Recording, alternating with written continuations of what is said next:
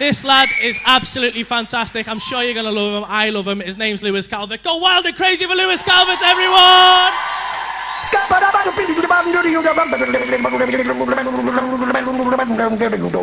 I'm a scat man. I'm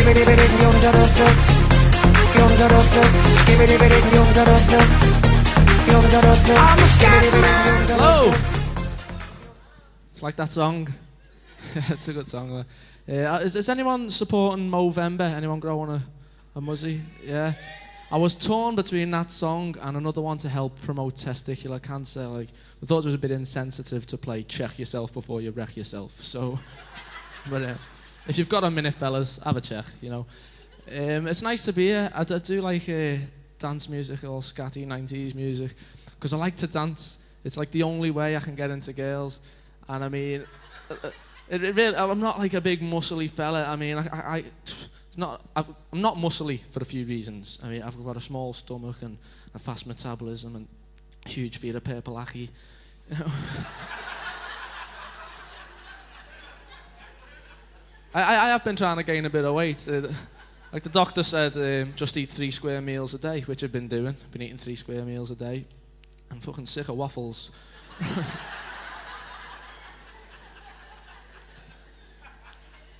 I like to dance, and there's nothing worse when you're in a club and you're doing the robot. Not through choice, the floor's just that sticky. And I've actually come up with my own dance move. Do you want to see it? Yeah. It's called the bottle opener. See if you can guess why. You'll all be doing it. Don't lie. You'll all be doing it later. I mean, it's like, again, one more. Oh, I feel ashamed. I mean, if I was more fashionable, maybe I'd have like, if I was a top geezer like this fella. I just don't agree with it. I mean, when you're seeing lads walk around with wooden shoes and no socks, and like mustard pants that like proper strangle a willy, and a top so low that you get to see a bit of nipple. Woo! I mean, my opinion on fashion is about as useful as a priest's opinion on childcare, or a politician's opinion on honesty, or a woman's opinion.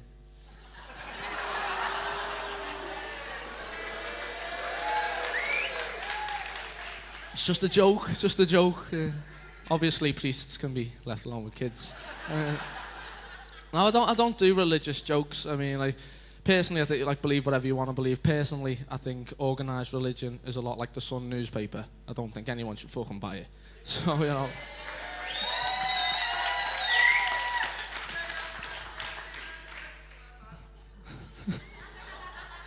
Fucking hell. I'm here all week. You're not even here tonight, fella. So. Nah, thanks a lot. But yeah, as I was saying, girls, I mean, like, I'll do a gig and I get off stage, and last gig I done, I went up to this girl in the most amazing red dress, and she just looked at me like a weirdo, even though it really complimented me figure. And she was one of these girls. She was mixed race. I say mixed race. She had like a white neck and an orange face. See me?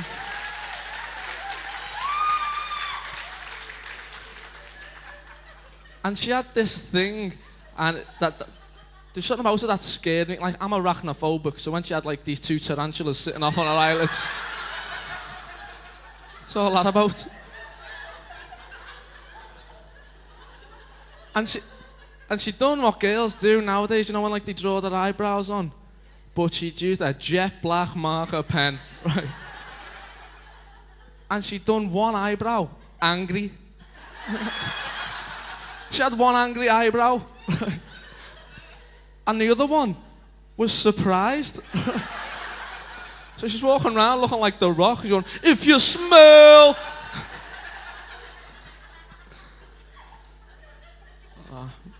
Apart from that, though, she looked quite classy because a Lacoste trackie really matched the kitten heels. Meow.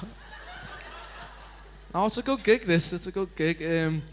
Anyway, she rejected me, so, you know. And there's not a more painful than getting rejected by a girl. Well, there's one thing, and the fellas will agree with this. It's getting your willy caught in a zip. That's only happened to me once, and to be honest, I shouldn't have been putting it in someone else's tent. So...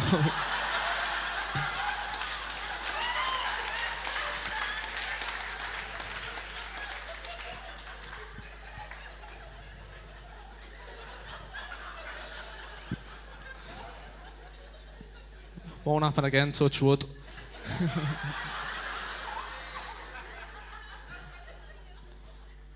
Now, I live with my dad, and I get a lot of views from my dad. And my dad, I'm young, so my dad said to me the other day, he went, Lewis, go to the shop and get me a marathon and some opal fruits. Right. The old people in here are nodding along. The younger people are thinking, what the fuck? And I went, Dad, it's a Snicker and some Starburst. We're not living in the 40s. And my dad just looked at me and went, I don't care what year it is. Yeah, it is 10p. And I want the change. But as I say, like, his views like come down on me. Like, neither of us, like, I don't like these turbans, right? I don't like them at all. Don't like the look of them. I never used to see them. I went to the beach in the summer, seeing a load of these turbans going round and round, generating energy from wind. A lot of people relieved I'm not racist. The old fella at the front was going, oh no, yeah, 70p for the fucking marathon.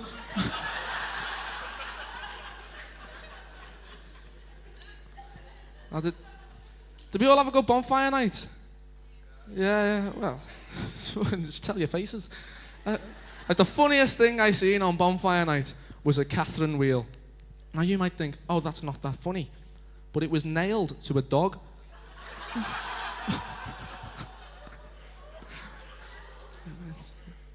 And the dog was nailed to a cat. So did you have a good Halloween as well? Yeah, and I had well, my mum always told me as a kid, like, don't speak to strangers and don't take like sweets off strangers. So I thought Halloween was shit. So, you know, but we had the trick-or-treaters knocking at the door, and I opened one up and I went, I know what you are.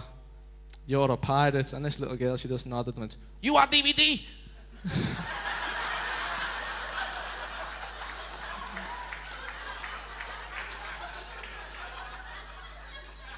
She was Irish. Right, and it has been a good... I've done one gig in Mad for It, Chester.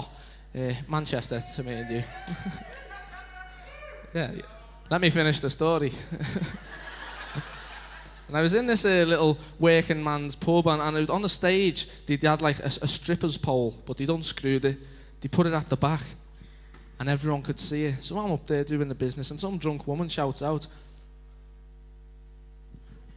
now, a bit like that. Oh my, how weird. And this drunk woman shouts out, and I went, listen, love, I'm trying to work here. If you want to do your work, we'll put this pole back up. Implying she was a stripper. It was hilarious. Had to be there. And the minute I mentioned it, it got a big laugh, round of applause, which is a customary to do, just for future reference, because I said a couple of jokes before, which completely went over your head, but never mind. And the minute I mentioned it, got more laughs than my set, and I thought, it's typical, that, isn't it? Poles coming over here, taking my job.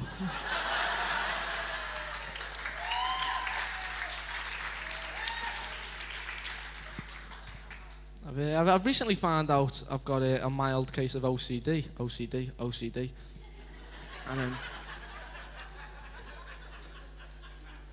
And with that, I've been doing like a bit of research on the internet, and I come across something called subliminal messaging. Vote for me.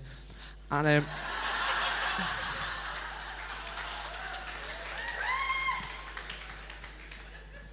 and then you come across a lot of things. Like, I went to a gay pride a couple of months ago, not someone's gay, just to show me support and that.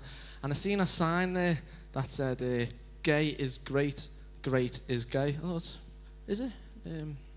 Some people are born gay, some achieve gayness,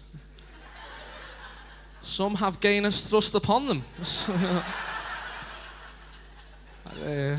I'm going to leave you on one little story now. It happened a while ago, about a year ago, And I was just sitting on the bus, I'm minding my own business, and the ticket inspector gets on. Can I get a ooh? Hey, you're a panto audience. Oh no, you're not. And oh no, you're not. She is. I always said when I was on stage, like I'd want to send a message. So give your number and I'll text you later. I was on the bus and this ticket inspector gets on, and we'd always be going, tickets please. Go straight to the back, sees this scally lad just dressed up playing Pleasure Room Time on his phone.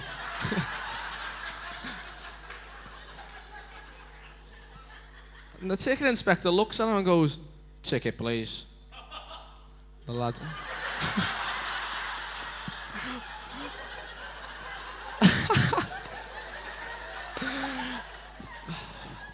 Wait for the punchline.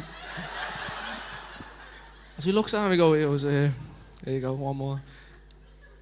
Ticket, please. And this scally is going, what, lad?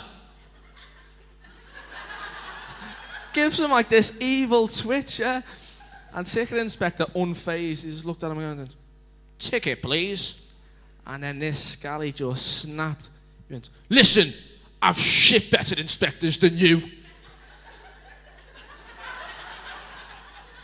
And then the ticket inspector said, the best comeback I've ever heard in my life. He just leaned in a bit closer and went, well, you better shit yourself a ticket or get off this bus. Ladies and gentlemen, have a good night.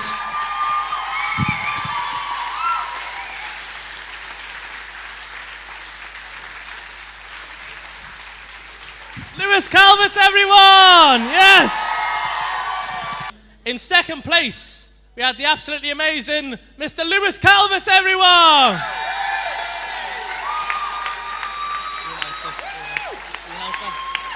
What do you want me to announce it?